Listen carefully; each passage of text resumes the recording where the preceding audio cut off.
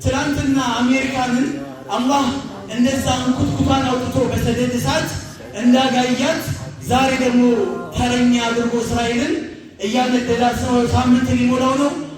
ድረሱልኝ፣ ዓለም ላይ ድረሱልኝ እያለች ነው።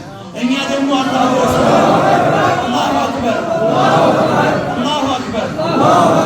አላህ ይህንን ሰደድ እሳት የማይጠፋላት አላህ ያደርግላት። መጀመሪያም አልነበረችም፣ አሁንም ማትኖር አላህ ያደርጋት። አሚን በሉ ከልባችሁ። እማትኖር አላህ ያደርጋት። ከምድር ገጽ አላህ ያጥፋት። በጣም የሚያጅባችሁ ነገር፣ በጣም የሚገርማችሁ ነገር እዚህ ኢትዮጵያ ላይ ተቀምጠው ሙስሊም ነኝ ባዮች ምን ለነሱ ያንገበግባቸዋል? እነሱ እኮ ለፖለቲካችሁ ነው፣ ለፖለቲካቸው ለሀገር ብለው ነው እነዚህ የሚለፉት ይላሉ። ይህንን ምላሳቸውን ነገ አላህ ፊት ይመሰክሩታል።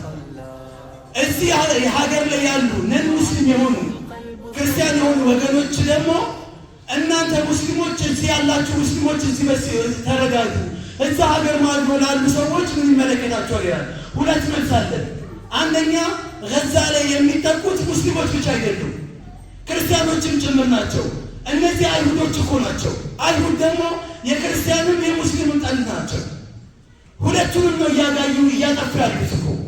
ምናልባት የሙስሊም ጠልነት የወዳጄ ምንድነው የጠላት ወዳጄ ነው እንደሚባለው እንደዛ አስበው ከሆነ ስህተቱ ራሳቸው ላይ ነው። ዛሬ ዓለም ላይ እየተቃወሙ ያሉ ሰዎች፣ አውሮፓ ላይ እየተቃወሙ ያሉ ሰዎችን አይታችኋቸዋል? ሱሪ የለበሱ ክርስቲያኖች እኮ ናቸው። ጸጉራቸውን የከፈቱ እኮ ናቸው። ዓለም ላይ ድምፃቸውን እያሰሙ ያሉት ዛሬ እኛ ተኝተናል።